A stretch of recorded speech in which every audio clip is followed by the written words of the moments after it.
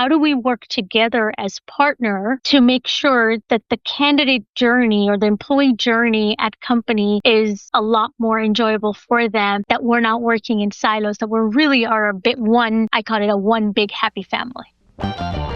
So what does it really take for your business to attract world-class talent today? I'm Dave Travers, president of ZipRecruiter, and on Talent All-Stars, we shine a light on the people and the day-to-day processes behind recruitment and retention at some of the world's most influential businesses. Today's Talent All-Star is Raman Malhotra, Vice President of Talent Acquisition and Human Resources at Leidos, a company tackling some of the world's toughest challenges in national security and health, from air traffic control to electronic health records. At Leidos, Raman leads hiring at scale, finding people with security clearances and the specialized skills needed to deliver on critical missions. And in this episode, she walks us through her career journey, her decision to pivot from computer programming to recruiting, and how she goes about building a business case for a new investment. Plus, how TA leaders can work hand in hand with HR to boost retention and create what Raman calls one big happy family. Raman Malhotra, welcome to Talent All-Stars. Thank you. Thank you so much, Dave. Thanks for inviting me. Very excited to have you here. Such an interesting background and such interesting things you're doing now. But before we get to the now in Leidos, let's talk about the path that got you here. So you've had a super interesting journey, worked with huge brands, Home Depot, General Dynamics, et cetera, et cetera. Tell me a little bit about that journey. And specifically, when do you remember the thought first crossing your mind that talent acquisition might be something that you are really passionate about, could make a career out of? Absolutely. Well, way back then, I really started out as a programmer. So I have a degree in information systems, and the only thing out of school is to become a programmer, right? And so I did. And 6 months down the road, I realized that is not the path for me. I cannot sit in front of a computer and code all day long. And so just looking at what are my alternatives while still making use of my degree, I came across a technical recruiter role with an agency and really applied for it, smaller company, and had to learn how to go and get your job orders and then bring back and fill them with the candidates. So it was a neat experience, but there was still something missing. I was really attractive towards the corporate world. I wanted to become a corporate recruiter. And again, 20 plus years ago, saw an ad in a newspaper. Yes, you can still get hired from that, right? And I was hired at Penske Logistics, GE company, and really, really started enjoying my career as a recruiter. And as I start learning more and more about different functions and technical expertise, I was given opportunity to expand my horizon in other areas of recruiting. And so that's where I was born, was to be a recruiter. But when I got to HP, you talked about where was my moment and calling. And that was really, it was actually at Home Depot, not at HP. And I'll tell you why I said HP to see that there is a connection. At Home Depot, early in my career, I had a mentor who was head of HR. And she really inspired me the way she influenced leaders and shaped the culture. And watching her made that impact made me realize that my work, or the work that I'm in right now, is more than just processes. It's about trust. It's about people. It's about meaningful change. And that was the moment I realized that I really want to get into a leadership role in talent acquisition and make that my calling. I said HP because the same leader in HR came to HP, and I was there at HP too. So really being inspired by her, still am. And that's where I realized that leadership role is much more influential to, the path that I want to take. And hence here I am in the leadership role ever since. Wow. Awesome. Okay. So you have this leader, mentor, person that inspired you, made you see what was possible in being a culture builder and definer. And you mentioned some of the attributes, but now translate that, like having seen that in action, how do you think about not just applying that yourself, but as you're coaching someone coming up to become a leader. How do you coach them to emulate that? What do you learn from her that you now pass on to others? Absolutely. The answer is yes. I have seen my team growing into bigger and better roles. And I would say coaching, mentoring, it's all about pushing them to think bigger, pushing them to think strategically. I recall when I was newly promoted as a manager, I was still thinking in that recruiter mind, that silo that, hey, it's my team, it's my business. And it took a while, it's a practice to think about how is this good for the business? How is this good for the company? And so talking about that and helping the upcoming leaders think about what that looks like was part of the coaching plan. Another is that you go and take risk. There are things that you do in talent acquisition in HR, right, that requires being innovative, being creative. So you do that, and it's okay to make a mistake and really learn from it. So it's our experiences that would make us better.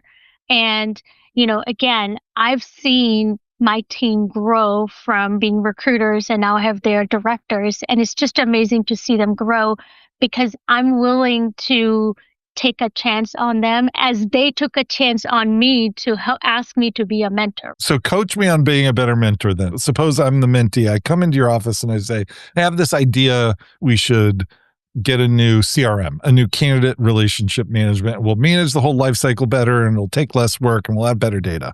Like somebody who's like for the first time putting themselves out there, showing they have an initiative and an idea, but they don't really know what they're talking about yet. It's their first time. Like, how do you shape me and mold me? How do you do it? Have they really thought about the problem that they're trying to solve? Do we need a new CRM? Is the old one or the current one is not working, right? And if the answer is yes, it doesn't have the capabilities and things we want, got it. The way to get what you want is to, hey, business case. We need to make a business case in front of our leaders. Normally that requires resources, investment. And so knowing that it's a good to have that idea that's going to help us, but how do we make sure that when we present this in front of the leadership team, it gets approved? So, the way I would mentor is, hey, let's start writing down or think through some of the things that you want to present to leader. And, the very first would be is, as I mentioned, objective. What is the purpose of your ask? And why does that matter to the business? It's always coming back to how we're going to drive the business forward. So why is it that getting a new CRM is going to help to the business? The second one is, again, as I mentioned, how is it aligned to the business goals? And so we need to think about those two. Then we say, all right, having a new CRM means we're going to need to invest more. Therefore, we're going to potentially need this, or here is the solution. And again, why is that solution the best reason? And it could be that I've looked at 4 or 5 and this is the best. So you're doing this. And of course, how is that going to benefit if we bring that in? What is the outcome of having a new CRM in our company? And then last couple of times is the cost. Let's be upfront. Yes, you don't want to go the lower route or the stingy route, but let's put the cost out there and saying, this is what the cost is. It's going to cost the company, the group. And, with that, talk about the risk or mitigation plan, that what happens if it doesn't. And more importantly, how are we going to measure our success? That process to a mentor, when I first heard it, I was like, I don't want a new CRM. I'm just a recruiter who got promoted here. What are you talking about? Exactly. I don't want it, right? But think about this. The points that I brought up, it's not just with CRM, it's with resources. I am requesting more resources just now in front of our leaders, and it's the same steps. And what it does is it forces you to think about, is it really the right investment for the company? And again, going back to what I said is, are we thinking at a bigger picture? Are we thinking strategically? How are we going to do this? And so that's what I would tell you. And I would tell you, go take some time to think through this, gather your information, gather your data, and start putting them in the slides and come back to me and let me see what you have done so far. As we know, the process of asking something for our leaders, whether it's money, investment dollars, or resources, it's not a first time around. I can guarantee you, perhaps and I'm in a learning process too. I've never gotten a yes the first time. But what my goal is to get is that, okay, tell me more or go back and do more. So it's a 2 or 3 time process. And that's what we want, is that we want that interest from the leader saying, let me think about this, or I need more information. So that's exactly what I would tell you if you were my mentor. Oh, that was so good. There are so many parts of that. We could do a whole podcast just on that. Okay. But there are two things I love to highlight there. One is you said, how are we going to measure this at the end? Which is so smart, because you can say, I've looked at all of them. This is the best one. We're going to improve the candidate experience and we'll get better people. As a leader who's coming in for 30 minutes, as the CFO or the finance person who has to say yes or whatever, that doesn't say, okay, now how am I actually going to be able to discern that? Because those are all conceptual. But when you come in and say, I think we can take our offer to acceptance rate from 50% to 65% with this tool, now it's like, not only is that tangible, but I actually immediately know there's some system we can go look in to like check to see if that actually happened. For sure. Yeah. And, as I was giving an example, I won't go into exactly why I'm asking for resources, but I can tell you that it ties directly with the business goal. And that is that it's going to cut down time to fill, which means we're generating more revenue. And believe it or not, my leader asked me to go back and tell me how much. I didn't think that, right? How much? I said, perfect, I can get that. And it's going to benefit our talent. This is the resources that's going to help us retain. So it was directly tied to that, why I'm asking for it. And I had to tell them the cost. And so it's very important to use data to your advantage. It tells the story. When I was a recruiter, I hated the spreadsheets, the datas and everything.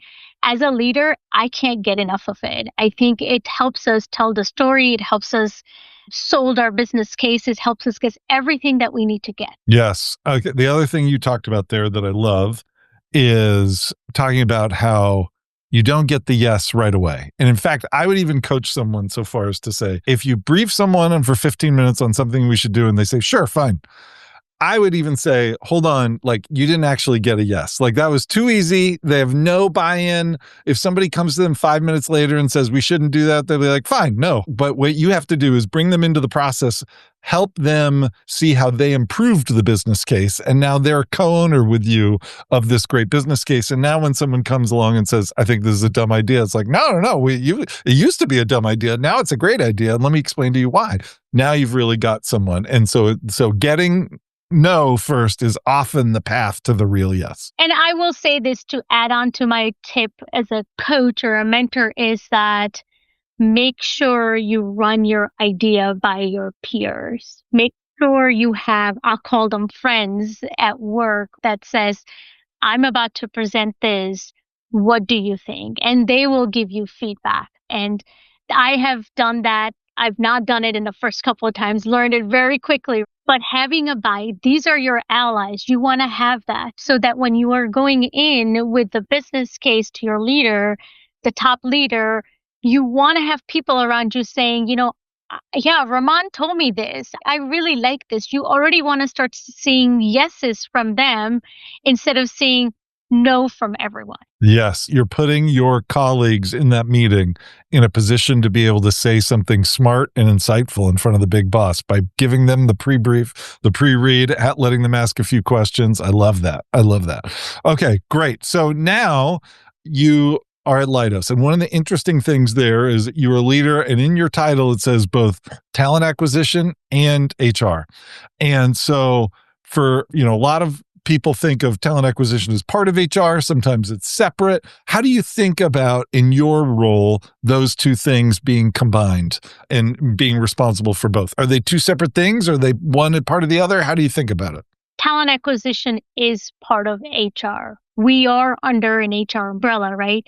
Of course, in HR, you've got different COEs, the Center of Excellence, right? And recruiting or talent acquisition is part of it. When I wanted to grow my career and explore something else, I had the opportunity to be an HR generalist at Leidos, which I'm very grateful for. And what it did to my career currently in my current role is it made me think differently. So in talent acquisition, we bring in people to the door. HR helps us support those employees and help them grow at Leidos. And so when I combine these two roles together, now I think of it helps me create and strategies to attract, engage, and develop talent.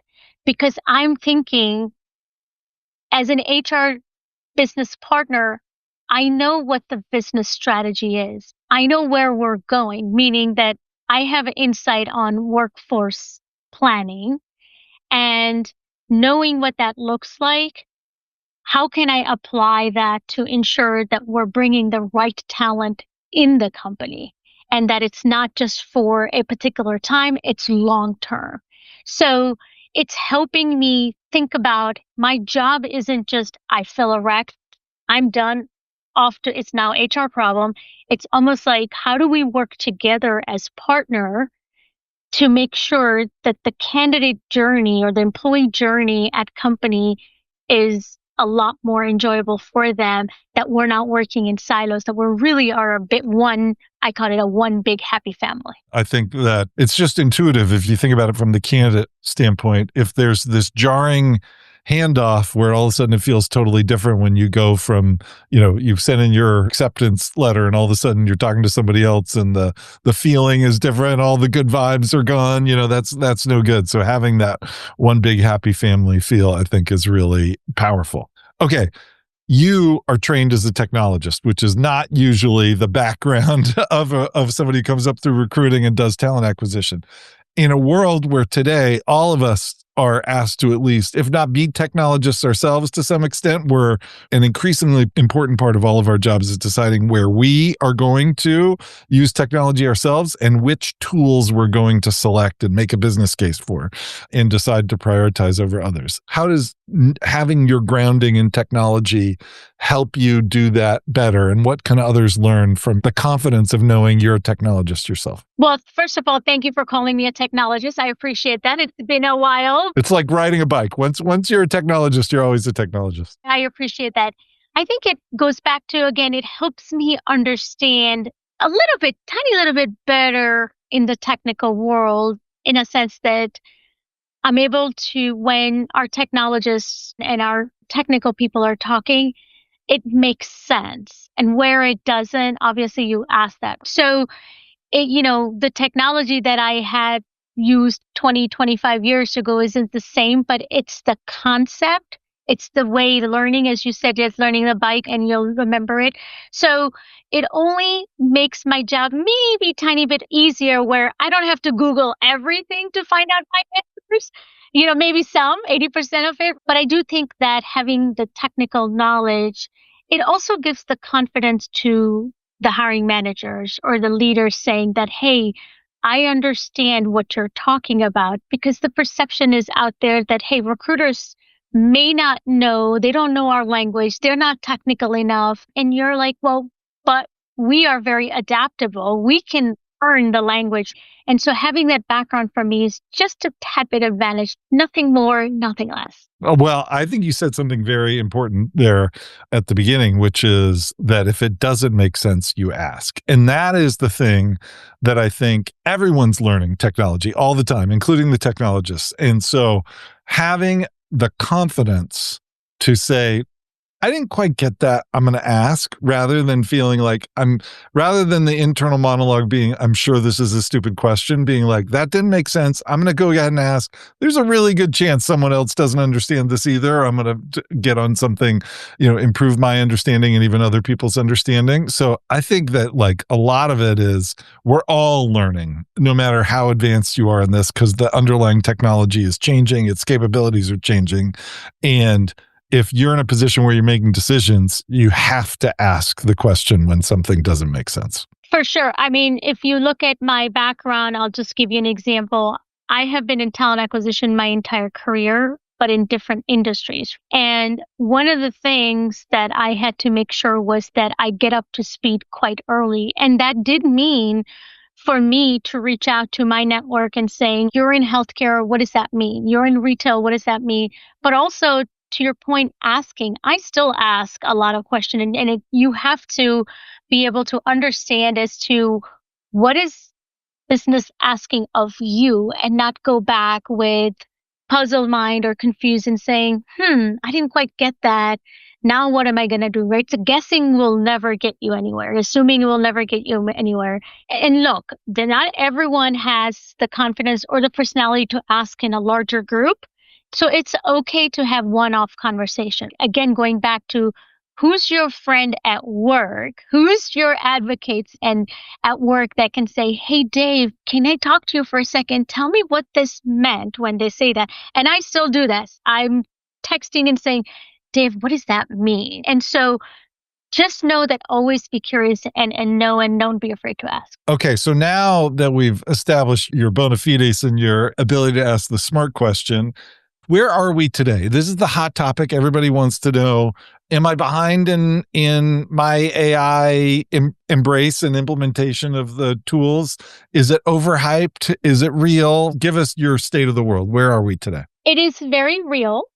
I'm not so sure I've met anybody yet that says that I've caught up, right? It's going at a speed of lightning. But I will say, please, if you have not, start utilizing AI tools. They're out there. I use ChatGPT. I can tell you this much. I use it out of curiosity at home, asking things that I'm like, do this for me. At work, I will say this, that at Leidos, we do use AI and other tools, technology tools. What I will say is it is helping us be faster and more efficient. Some of the things that the recruiters used to do, right? Or even leaders, the things that I talked about, those 4 or 5 or 7 things that I said to make a business case, you can work with the tools that we have today that will bring down the time that you would think about, you would write, and then rehearse, where now the business case that I told you about, I use ChatGPT to help me what I want to put across. And then I spent the rest of my time practicing as to how I'm going to send that message. In recruiting, it's the same way. I would love nothing more than AI tools help us identify candidates faster. We then use that data to make better decisions. And guess what? It will free up our time to have build stronger relationship with our candidates and our manager. So if you think about 25 plus years ago, we didn't have AIs, but we had humans helping us, sourcers, coordinators, and all that stuff, all because of they did the administrative tasks. They help us with phone screen, where I remember spending 45 minutes to an hour and sometimes hour and a half time with the candidates, finding out, what do you want to do? These were our networks. These were our calendar, the index cards, right? I could be spending 2 hours with you just wanting to know, hey, you applied for this role. What do you want to do 5 years from now? And remember the impact that going back to, that's going to help me convey that message to my manager that you as a candidate, Dave, your career aspirations are here. You're coming in this reason. Are you a fit for the company or not? So these tools are, I'm more excited about this. And my only drawback is I'm just not learning fast enough. I can tell my kids and they can do it probably faster than I can, but they are here to help us. They are not here to replace us. Yeah. We're going to need human touch in recruiting no matter what. I completely agree with you. And I think that is a pitch that is missing from a lot of those who espouse the virtues of AI. You talked about relationships and freeing up the time to establish those relationships as opposed to eliminating the need for relationships, which I think is two different visions. I agree with you strongly about the direction this is ultimately going to go. And we're so early on in this AI-driven transformation that when you see the drawbacks in AI's ability to drive a relationship itself, you think, oh, this thing is just going to be about replacing humans. That's not where this goes. Okay, great. I love that. We always end these episodes with what we call the lightning round. So I want you to imagine, you've got 30 seconds because, you're just getting in the elevator with the CEO and it says, "Hey, Raman, I was just thinking you're the expert on interviewing. I spend a ton of my time as CEO interviewing all sorts of people internally, externally, etc. What's your one best tip? You're a pro, you're a recruiter. What's your best tip to be a better interviewer?" Well, thank you. Hello, Mr. CEO. So I would say my biggest tip would be is listen more than talk. When we are in an interview, we want to understand more about candidate, their story. So by asking open-ended question, listen to their story, listen to how they're presenting themselves, and that will help you determine whether they're a good fit or not. I think that is great advice. And I think it's especially applicable to senior people because senior people are trained to think, oh, people want to hear from me. Actually, they want to be heard by you. So that's a whole separate podcast right there. I love that. I love that answer. Okay. One more, same scenario. You and the CEO, they come up next to you as you're both making a cup of coffee in the kitchen or something and says, "Hey, Raman, I was thinking talent is so important to our strategy. What's the way we should be measuring over the next couple of years what the performance of the talent acquisition team is? How do we measure that?" So I would keep it simple and say the way we would measure talent acquisition function is that are we bringing or attracting the right people and the roles that matters, right? And how quickly are they able to come and make the impact when they're on board? And so that's what I would do, because it goes back to, again, is our talent acquisition function equipped for long-term future for our employees versus just short-term? So are we attracting the right people, and how soon are they going to make impact in our world? I love that. I love the second part of that. The reason the second part of that is so smart is how fast are they making an impact is because as a business leader, as a CEO, sometimes you're going to hear like, "Oh, I can't fill this position. We're not getting any good candidates."